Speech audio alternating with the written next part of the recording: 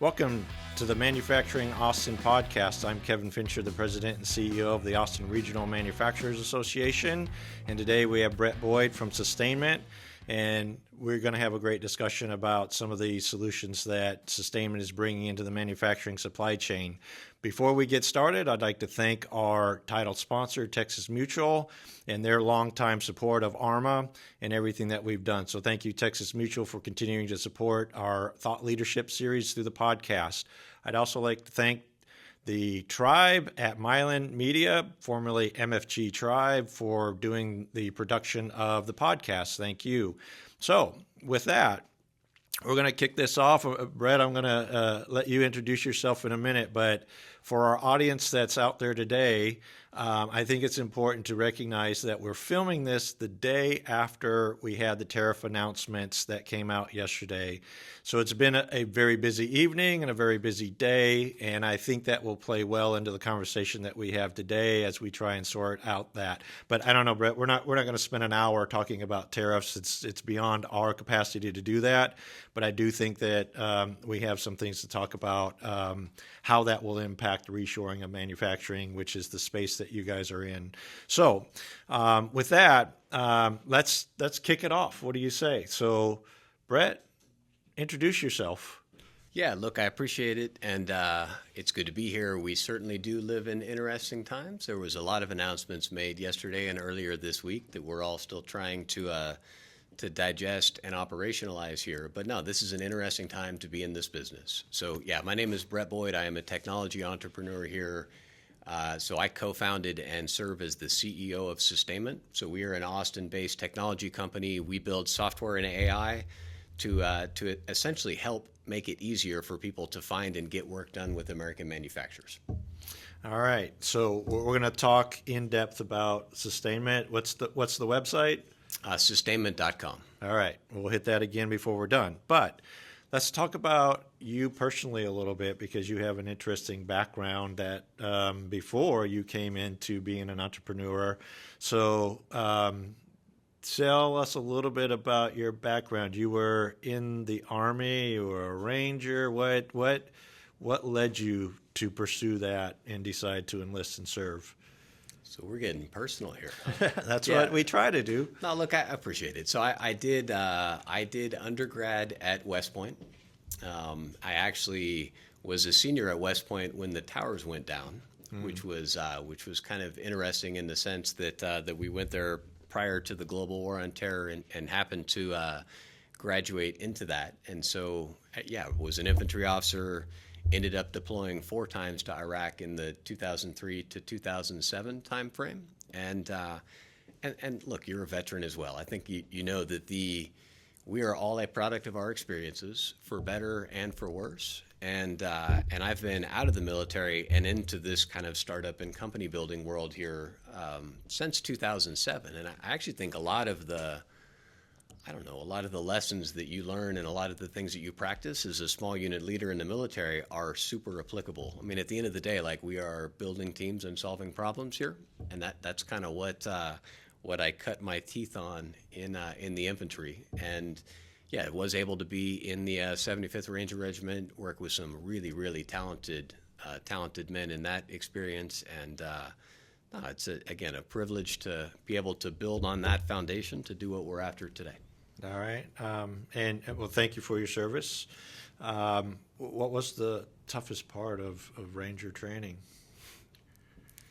Oh gosh, I don't even know. I mean, so look, is it a blur? We just push it out of the mind? Look, there are a lot of guys that come after this and they obsess around food and not getting enough food and not getting enough sleep and so on. I would just say it's a mix of all of it. I think you actually have a benefit going into it as a West Point grad, because you have kind of a cohort of your friends and colleagues that you go through the school with, and so. I think the more formative experiences were actually in combat in the Middle East, candidly. So I look back at those more than I look back at some of the training experiences. But no, there's a bunch of great Ranger School stories out there. Yeah. All right. And what do you think was really the biggest lesson you learned? You had mentioned team building and leading teams, but anything else from your time in service?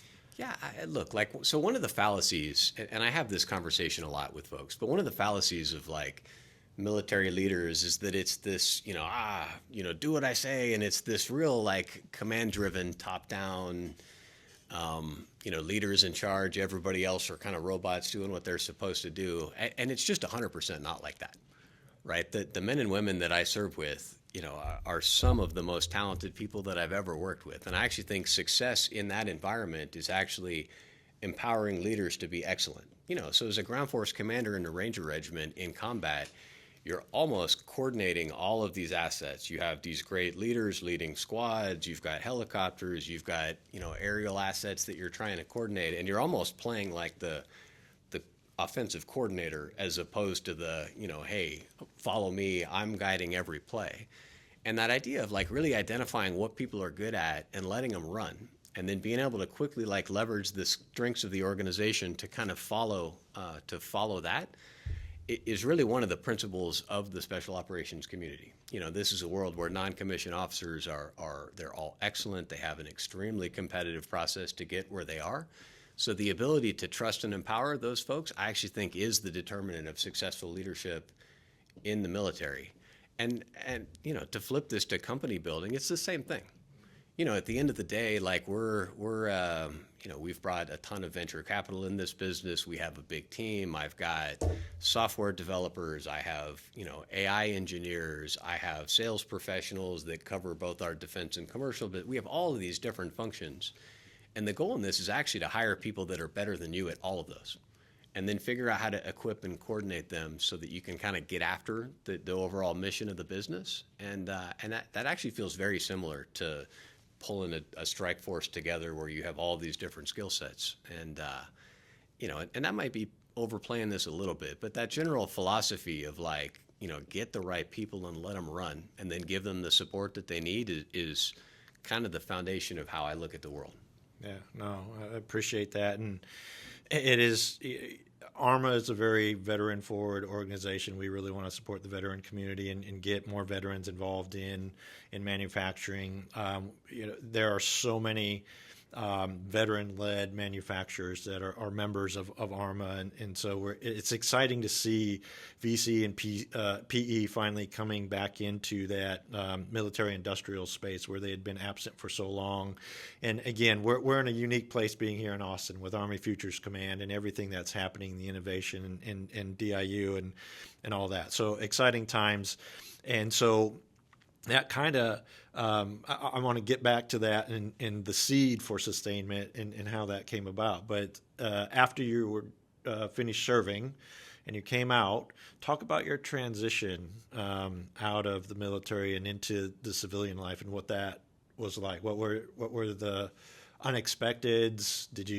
Was it an easy transition? Where did that go? To try to answer that in a way that I think is maybe helpful for the audience, that so I went into a consulting business, and then I went from there kind of into the startup world, right? So I had a couple of steps, and one of the things that I really struggled with when I got out was this sense of mission. At the end of the day, like I find that I am not motivated. I'm not a big financially motivated guy. I've got a very I'm very comfortable with kind of the middle class house, the middle class car. Like striving for that is not really what drives me.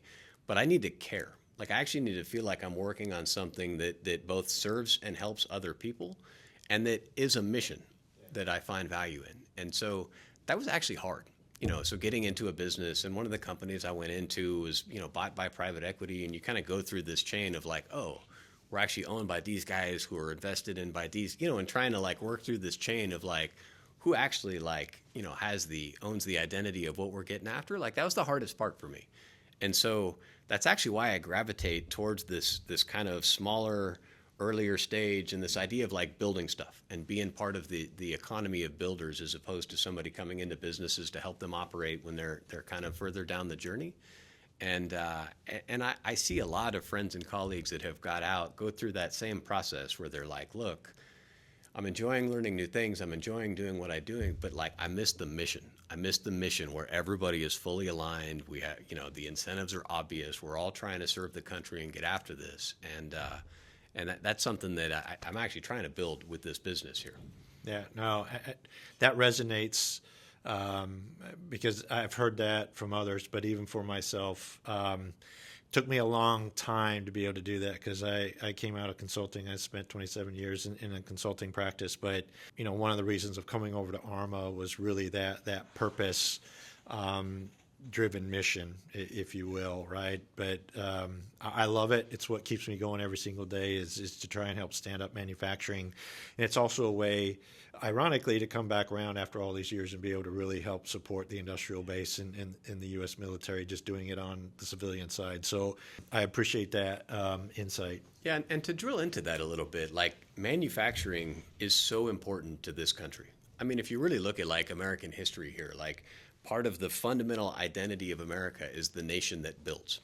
And I think that there is so much, in addition to like great jobs and great skills and so on, that there is just integrity in actually being part of the value chain and having the value chain of like things that we interact with every day, like having a closeness of that to our lives that I really think is fundamental to manufacturing. And it's why I think this is such an interesting space and why I am so passionate and enthusiastic about the things that I see happening to kind of bring that back into our lives as Americans in a more meaningful way. And I think we're in the first or second inning of the next 30-year secular shift towards localized manufacturing supply chains, and it's something I think is actually going to be deeply good for us as a people.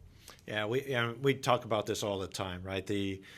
What really made America great was that industrial base and that we made things for the world. And it used to have pride in that, right? We took pride in making things. And then we had this globalization phenomenon that happened in the late 70s, early 80s. And by the end of the 80s decade, it really opened up and everybody started offshoring because they were looking for low cost. And we just, for 3 decades have stripped out manufacturing from the U.S., from the training, switched that gear. So, to me, it's been an alarm call for a long time, but COVID really helped accelerate that as it exposed our supply chain. So the other thing is we look at China right now, and we've talked about the fact that China is manufacturing half the world right now, and what they tried to do and how they approach that. And so, rather than being an economic adversary, we're starting to have a military adversary, and we know what's happening over there. So it's absolutely critical right now. One of the things in the tariff discussion was China's shipbuilding capacity and what they're doing in shipbuilding, which is they're cranking out more ships in a year than I think the U.S. has built since World War II, I believe is one of those facts. You can fact check me on that, but our shipyards, we're not cranking out shipyards right now. We have a problem building submarines and trying to keep up and put submarines because we don't have enough people in the submarine shipyards. And so Blue Forge Alliance is out there trying to help solve that industrial base problem. So again, it is an exciting time as this country has woken up to that. We need to rebrand what manufacturing is and get parents on board with that and show these careers. And so that's just a personal plug for what we're trying to do and bring it back. And so, again, appreciate the mission that you guys are on and where you're at and helping as we bring that supply chain back and build that out. So let's kind of pivot into then the seed of Sustainment and how that came about. How did you get involved with it? Where was the initial need? Because I believe it came from the Air Force, and talk about that genesis. Yeah, so we founded this business in early 2020. So we're about 5 years into the journey here, and I've had the privilege to start or lead a couple of businesses, and specifically enterprise software businesses with a heavy focus on data. So I kind of took that background and, being veterans and paying a lot of attention to national priorities here, it was pretty interesting to see, in the 2017, 2018, 2019 timeframe, this idea of like the shrinking industrial base really starting to be a narrative that you'd hear out of the DoD. Right, so we're listening to this. This is the Defense Logistics Agency was talking about a 40% reduction in small and medium-sized businesses in their supply chain. I think dating back to 2016 or something along those lines. And so we started to look at this and say, why in the world is that the case? So we started the process of investigation, my co-founder and I, around talking to these different manufacturing groups in the DoD to say why is this hard? Like we live in Central Texas. There's a huge manufacturing ecosystem here. One of the largest consumers of manufacturing in the DoD is up outside of Oklahoma City at Tinker Air Force Base.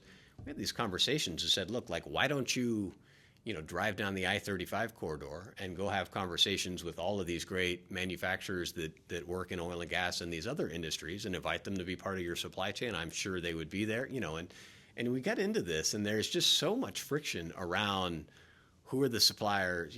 We're hearing all of this from the DoD side, which really led us to say, that's interesting. It seems like that should be easy, that the largest buyer of machine parts in the United States, the DoD, should be able to say, hey, we're looking for suppliers, please come to us. But it wasn't hard, or it wasn't easy, excuse me. And, so we pulled that, and then you go start talking to these manufacturing suppliers and say, hey, why aren't you working with the DoD? And they said, look, there are so many barriers to entry here that make it difficult for them to know who we are, for us to present our capabilities to them. So we said, okay, that's interesting. Then we continued to follow that thread and started to talk to some of these commercial OEMs, commercial original equipment manufacturers, to say, how do you find manufacturers, and how do you go through that process? Is that hard for you? And we really stepped back and looked at this and said, look, there is a fundamental problem here around manufacturing in the country. This supplier discovery issue is extremely difficult. And as we looked at it, it's the world of trying to navigate, different supplier websites. There's a lot of personal networks associated with this, and there's just a lot of, I don't want to say non-technology enabled workflows, but maybe technology workflows that haven't fully been optimized by the most modern technologies. And there are a lot of these large, high-friction B2B industries in the country that haven't fully gone through these transformations yet. But that was the original idea of looking at that and saying, okay, there's something here. It needs to be easier to find and get work done with U.S. manufacturers. There are platforms like the Alibabas in the world that actually make it easy to go find manufacturers on the other side of the world. But in the U.S., this is all happening in silos, offline, through relationships. And those relationships are incredibly important. But there has to be a better way, because the other observation in this is that there is a ton of excellence and extra capacity in U.S. manufacturing that is underutilized as a result of it actually being difficult to find it and get engaged with these manufacturers. And I think this friction in getting new opportunities actually is the upstream issue that leads to the difficulty in hiring people with great wages, with investing in robotics and cobots and advanced technologies at the shop floor level. And the idea is that if we can make it easier for, again, people to find and actually do real business with a broader network of U.S. suppliers, that we're going to be able to unlock this thing, and that it's going to be something that will actually help the 13 million men and women that work in manufacturing in the country. So that led us to incorporate the business. We actually incorporated this as a public benefit corporation, specifically anchored around we want to be the company that is for the small and medium-sized manufacturer, which, by the way, is the overwhelming majority of manufacturing capacity in the United States.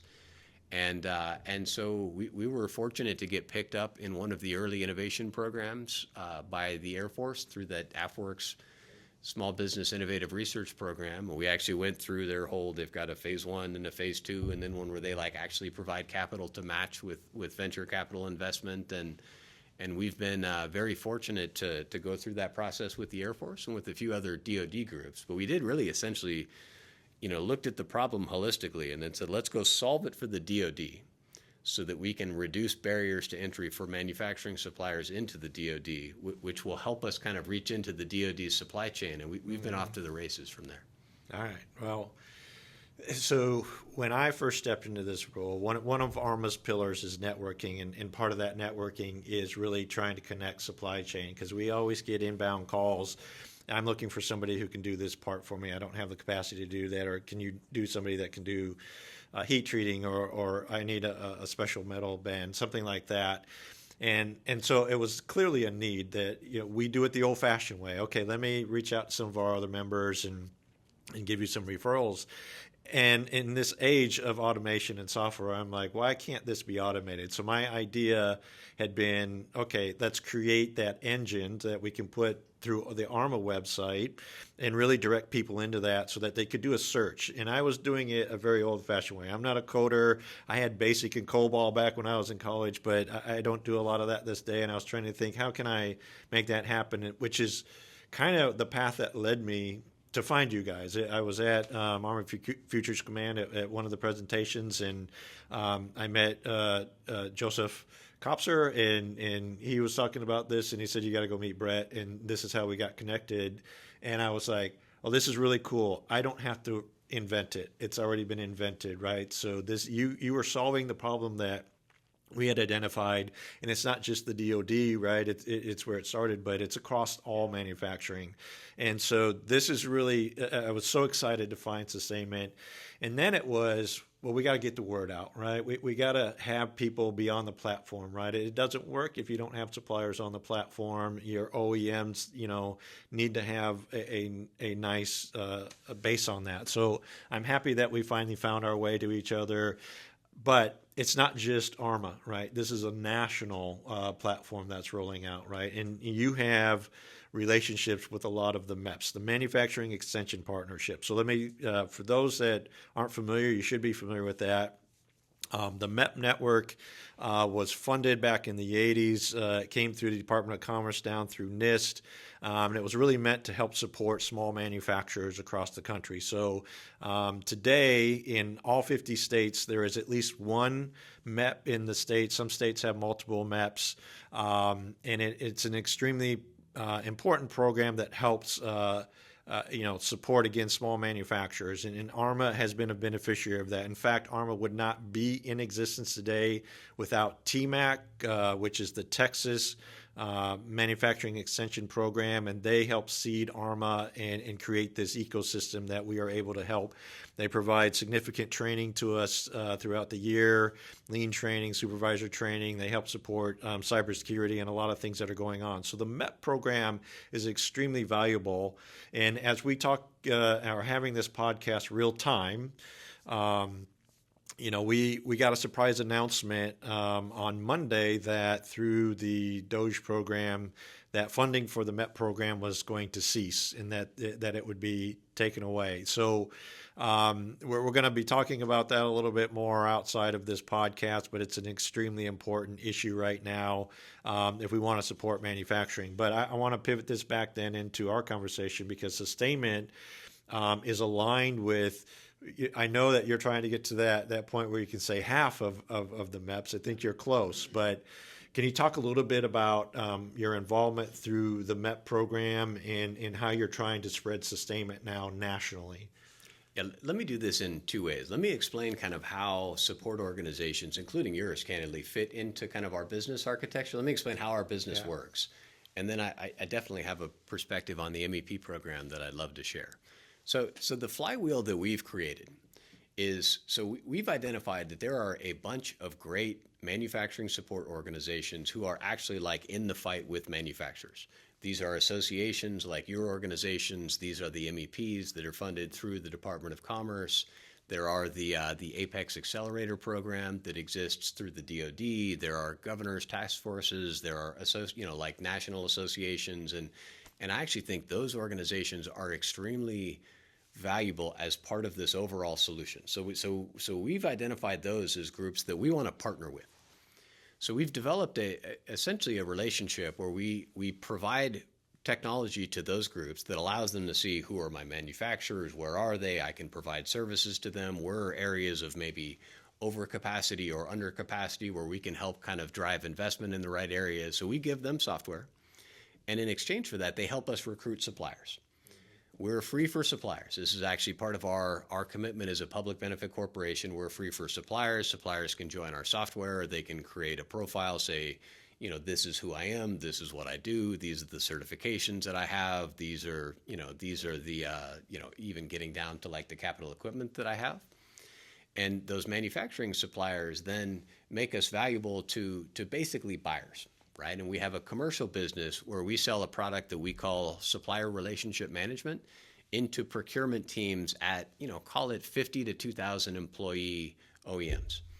And essentially what that software does is it takes them out of Excel and email, and it essentially allows them to say, my supply chain is here. They're pushing data to me. So I know exactly who's in my supply chain. If I see gaps in my supply chain, I can easily find and onboard new suppliers. Then I can actually go, and when I need to actually get real work done, I can do an RFQ and I can quickly get quotes. So instead of email and all of this kind of stuff, I can actually get quotes. I can award projects. I can manage performance of POs.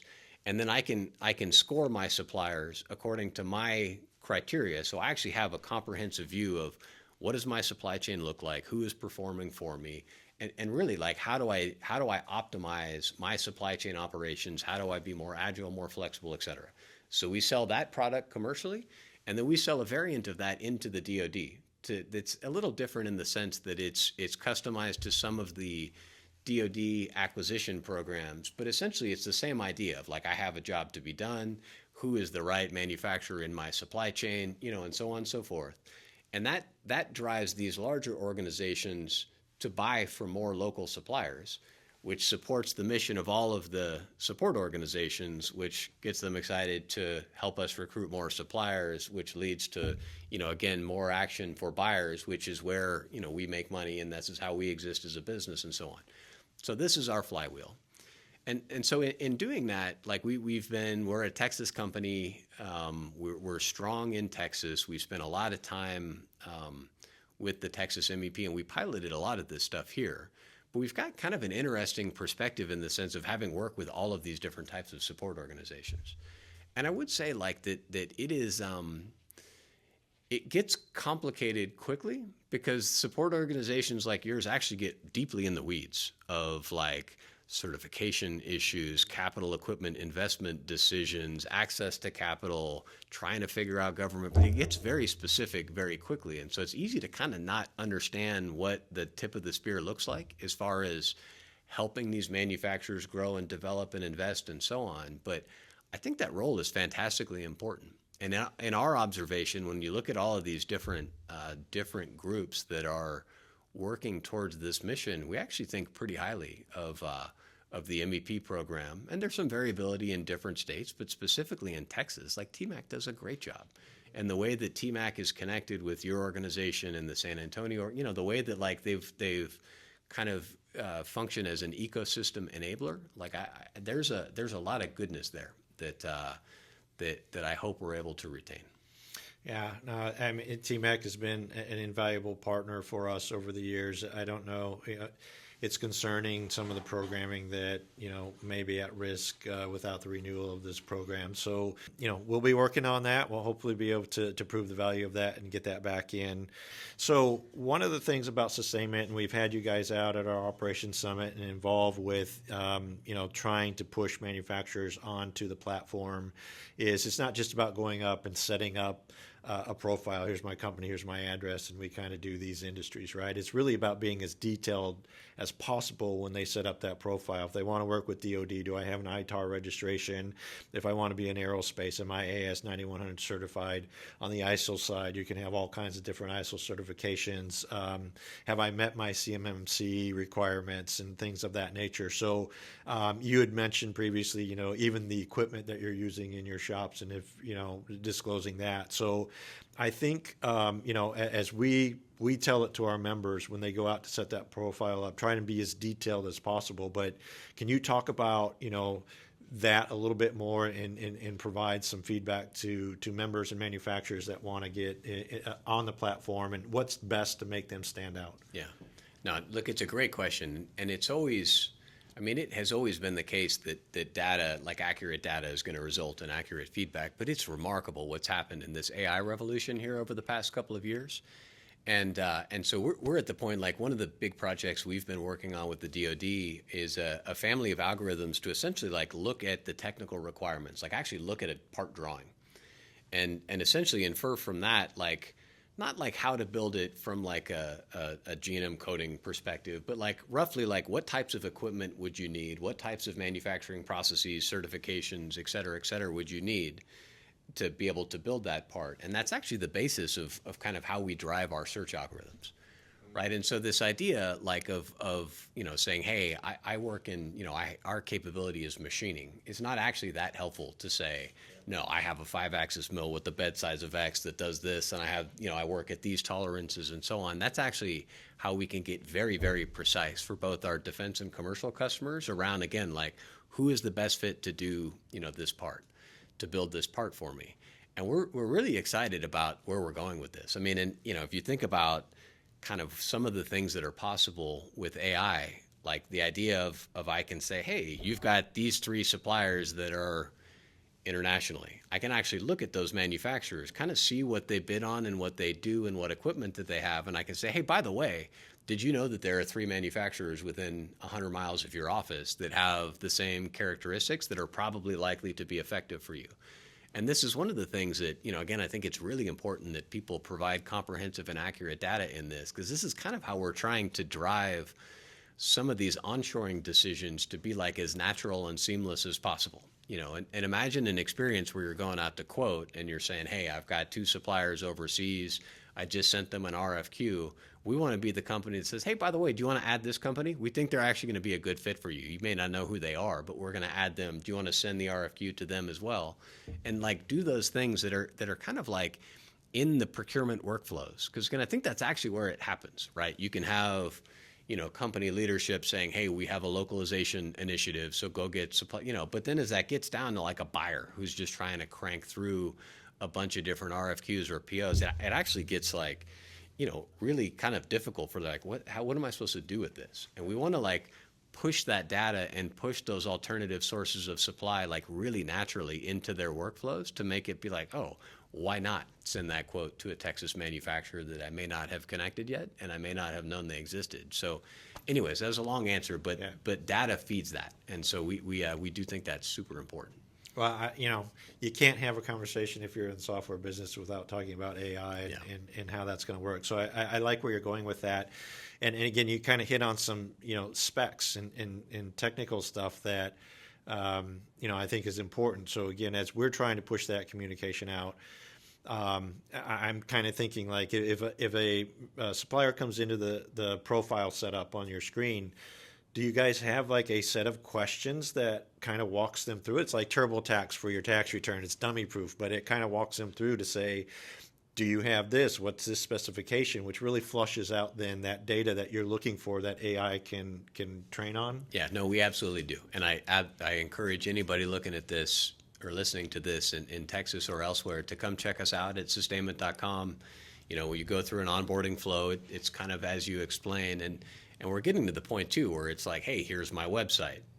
And then we can actually go look at that programmatically and see if there are any additional things that we can pull in to help complement your profile, and might not even be publicly posted there, but things that we can learn and infer about you. So there's a lot that we can do. And we have spent a lot of time and effort and have a great product team and design team to make that like a really user friendly experience to go through, because we're also very aware that in this industry, like these are not men and women that are like sitting at their computers all day. Like, these are people that are doing the real work, and so we want to be fast. Yeah, no, and that's great. So let's talk about a couple of defining things. We'd mentioned this reshoring initiative, COVID, how that had impacted that. What did you guys learn through COVID as you were dealing with this? Yeah, no, COVID was super formative for our company here, as we were, I think that was really, an accelerant for us in the sense that it really shined the light on this supply chain problem, right? And obviously that was when the world kind of woke up to like, hold on a second, everything is coming from where? And so there was like a more popular understanding of that. But it also exposed problems like, hey, we don't actually, as a state or as a community or as a nation, like have a way, a programmatic understanding of who's what, where, with what capabilities. And one of the anecdotes that I like to tell is like the ventilator use case. And I don't know if you remember this, but there was a huge panic around, we don't have enough ventilators. We need to save lives. Like ventilators equal saving lives. So let's get more ventilators. And you can go search on the internet all day for ventilator manufacturers, and you're not going to be very effective there. But if you say, hey, hold on a second, Like, hold on a second. Let's actually go look at the key part groupings inside a ventilator, and let's forget that and say, hey, who in the state of Texas can actually build these parts that go into a ventilator? It's like hundreds of businesses. And I think that like changed some of the thinking of like, okay, if we actually want to get here and understand who has the capability to do what, and we have technology that allows us to intelligently say, okay, these parts manufactured here are going to this assembly house here, and actually put this together as a system, there is way more capacity in the United States than people generally recognize. And you know what I mean? And China has almost been the easy button with these giant vertically integrated factories with, tens or hundreds of thousands of people working on it. So you get everything done under one roof. That's just not the American culture. Like the American culture is small businesses getting after it who are great at what they do. And the way to basically compete here is to figure out who does what, how those parts contribute to the ultimate end goal. And we're working on this with drones for the DoD. We look forward to getting into the shipbuilding problem with some of these really cool companies that are actually building modern shipyards in the state of Texas. There is a whole nother way to look at this thing. If you're able to actually say, instead of who builds this thing, like who can build the components to this, and what is an optimal way to route that requirement through a network of excellent manufacturers in the country. So there's more here, I guess is my point. And we see a future where there actually is a national manufacturing view of like who's what, who's where. Like there's a reserve capacity of manufacturers so that in the event we really do need to surge manufacturing for ventilators or God forbid for something happens in terms of like conflict internationally, we're able to really quickly scale up critical manufacturing needs, which is something that we've really, really been thinking about with some of our DoD customers. Well, and I love that analogy because it really kind of highlights still the ingenuity in America to respond to a crisis, and that the ventilators, right, and how that was approached. And it was a large OEM, and I can't remember who it was, but they pivoted to do that, which was what happened during World War II, right? We had car companies that suddenly became makers of planes and everything else, and we really need to have that back in the U.S. I think we just become so siloed in what people do that we don't understand that dual use capacity constraint. This is again where China has really excelled on that because they have super hype their economy for a commercial side, but those factories can pivot very quickly into the defense space for them. And we need to get back to that. And that's why I love this dual use concept and where DIU is gone and now the DoD waking up to that. And I think that's critical for us as we go forward in finding that ingenuity. So it's fabulous, and I appreciate that discussion. What's next? Where does Sustainment go from here? Yeah, I mean, again, we want to continue solving problems between buyers and suppliers in the manufacturing world. That's where we get. And we actually see, if you kind of step back and look at what we're doing, is we're trying to solve tactical problems around supplier discovery, quotes, all of this stuff that's actually not rocket science. But we want to solve these tactical problems. And by doing so, we want to continue to build a picture of who's what and who's where. And so we're really focused on leaning into those tactical problems. Like in our DoD business, we've effectively anchored essentially a supplier discovery tool. And the next problem, once you're a supplier and you get discovered, is you're like, oh my gosh, I got to go through this onboarding process and this qualification process that's going to involve anywhere from 100 to 1,000 pieces of paper I got to fill out. Then half of the, probably more candidly, but a lot of manufacturers quit the DoD process at that point. And that is a great problem that we can solve with technology. And again, there still need to be talented engineers on each end saying, hey, I qualify that part to go in a helicopter or whatever. But it's a great problem to say, hey, I'm a supplier. I've been identified as a good fit. Let me push an easy button so that I can pre-populate as much of this as I can. So we're pretty focused on that. So continuing to solve problems in that workflow. And then on the commercial side, we're getting deeper and deeper into helping companies operate their supply chains. And it's actually pretty fun to go to these trade shows and say, hey, supply chain teams, look, your accountants have an ERP system. Your sales organization has a CRM system. You have Microsoft Office. What's up with that? Why don't you have a modern tool where you can actually really lean into this on a relationship basis? And so, we want to be the company that honors the idea that, my suppliers are critical relationships to me. I do not want to be abstracted from them. I don't want a marketplace. I don't want some black box where I just get a part from whatever. I need to know my suppliers. I need to trust them. In half the times I know their families and so on. I just need to be faster. I need to be faster and more agile and more kind of aligned with their capacities in real time. And so, so you see us leaning really heavily into communications integrated with, with email and kind of just trying to be like where people are and where they work. But these are essentially the problems that we want to solve. And we already have the largest network of engaged manufacturing suppliers in the country. And we want to continue to invest in that, continue to lean into that, and then continue to tell the story at the national level that says, hey, a la Freedom's Forge, the excellence in American manufacturing is actually not in the defense industrial base right now. The overwhelming capacity in U.S. manufacturing are these amazing commercial manufacturers that are doing great work in medical devices and in aerospace and in these other industries.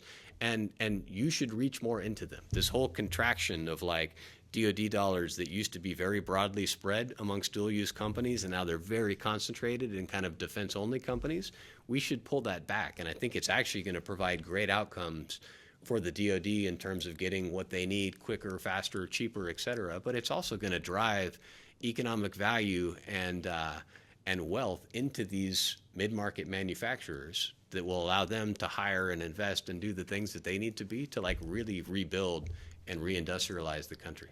Yeah, no, and so that's great. We talk about DoD a lot, but here in Texas, especially, and what's happening, aerospace and nuclear, right? Nuclear manufacturing, the SMRs that are coming. So there's just an expansion of industry growth that's occurring.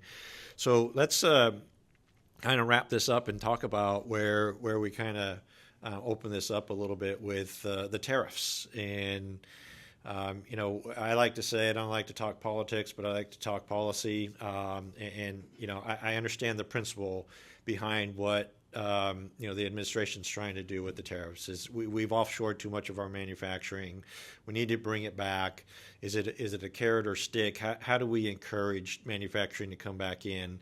And I know that there's been a lot of uncertainty around that. When I talk to our members, I hear what I like to refer to as the tale of two tales. Some people are pausing right now. They don't want to make further investment because they don't know what's happening. And yet I talk to other manufacturers who say it's really been good for us right now because the amount of inquiries that we've suddenly started to get from either a domestic supplier that is trying to reshore their supply chain because of the tariff concern, or foreign companies that are now coming inbound. And in Central Texas, this, we've seen so much dramatic growth, and as manufacturers have come in, that's driven in part with Samsung, obviously, in the supply chain there. But between Korea and Taiwan and that geopolitical risk item, Japan as well, they're all starting to say we need to have a backup place, and we need to start doing investment back into the U.S. So the tariffs are as the markets are probably responding today as we're sitting here. I don't know how much my 401k and their investments have gone down today, but again, I do believe in the principle behind trying to drive some of that here. But what are your thoughts around where we're at and where you think we'll be? Yeah, I mean, look, I guess to reflect briefly on the overall tariffs issue, a permissive industrial policy where we were fully optimized towards, allow people put tariffs on us and don't put, that whole world maybe made sense in, the time in which the Soviet Union had fell, the United States was we were a unipower, whatever you call that kind of global environment.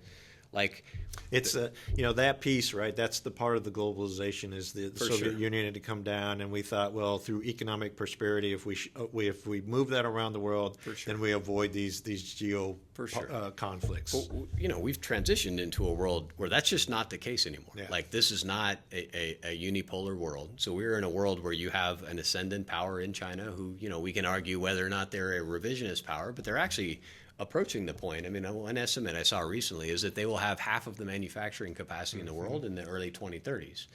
And that actually only equals the share of global manufacturing where U.S. was after the Second World War and where the United Kingdom was in the Industrial Revolution. Like, this is very, very significant here. And so the policies that worked in this world obviously are not the same policies that you would in place now. And so, like, I actually find that this industrial policy and the idea that we need to be more deliberate around encouraging industry in this country and supporting our companies and so on, like, I think that is actually a very bipartisan issue. Now, the way that that's impacted into tariffs and monetary policy, we can argue over like who should be tariffed and what the timeline should be all day, but like this is the world in which we are in. Like, we are in a world in which it is competitive. We need to protect American interests, and like the current administration is clearly getting after that. Now, if you're a business looking at this, like, you need the ability to be flexible. Like, you need to be fast, you need to be agile, you need to be flexible. And especially when kind of tariffs are going up and down and, you know, and like things are changing pretty rapidly. The answer to that is to have alternative sources of supply that you trust, that you have vetted, that you can get quotes from, so that you're able to pivot and react and actually look at kind of multiple suppliers for different parts. Yeah. And you've got a prior generation of supply chain executives who sort of grew up on the like, let's go as cheap as possible, we don't care. Right? So go low cost labor, one source of supply, optimize purely for cost. And clearly now, like, you need to be optimizing for some balance of both cost and resiliency in your supply chain. And, you know, and that candidly has been a driver of a lot of interest in our software, because this is essentially what we do. And so we're not specifically just like a search engine for suppliers. We're like a way to be really agile and get multiple quotes to see like who actually is aligned and who can get us what we need when we need it at the price that we need. And it's usually a function of having, like, again, multiple people that you trust that you can get quotes from quickly, maybe in different geographies, maybe not. But like, that's how like we suggest companies be thinking about this, right? So in an uncertain world, you need optionality. Full stop, yep. Right? You need optionality, and you need the ability to move quickly. And so, you know, I don't think that this is going away. And candidly, if the next administration, if this flips to a Democratic administration, they're probably going to run at industrial policy differently, but they're not going to drop it, because this is a reality of the world in which we operate. Like, it is a competitive world. We do need to emphasize American interests here, and American interests run through our industry. It is what it is. Yeah, no, I agree.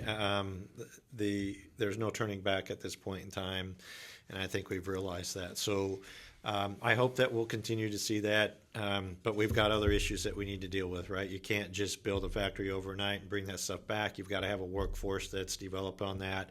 And again, this is the space where ARMA is living and trying to help drive that developed workforce, and work with members that want to expand and grow and do that. So Bret, this has been a great discussion. I want to say thank you again for coming out today. I love mission-driven purpose, which is what Sustainment is, and why you guys are in that space. So thank you for creating that and helping with this process as we begin to reshore that, and spending some time today with us. So I'll leave you with the last word. Yeah, no, look, I appreciate it. And I have a lot of respect for manufacturing support organizations that work at the local level. Again, this is a very relational, local business here, and I respect what you guys do, and I appreciate the partnership. I actually think this has been a great experience, and we've loved getting to know a lot of your members. And just to plug our business, like, check us out at sustainment.com. So if you're a supplier, join for free, make a great profile per Kevin's comments. If you're a larger organization, we would love to sell software to your procurement team that helps you basically go faster. If you're wrestling with this whole tariffs issue and what should we do, we should definitely share our perspective on that, because we're kind of in the trenches with a few businesses working through that right now. But no, grateful for the opportunity, and thank you for your time. Yeah, no, so it's great. Again, Central Texas manufacturing, all the unique stuff that's happening here. We're fortunate to have Sustainment headquartered here, but they are here nationally. So anybody who might be outside the state of Texas who's listening to this right now, if you haven't had any engagement with Sustainment, you can find them. You guys have been really busy on the expo circuit here. I think you're flying around the country every single week, but find them at an expo, or just reach out to them directly and get engaged with them. So again, with that, thank you, and we appreciate you tuning into the Manufacturing Austin podcast, and we'll see you next time.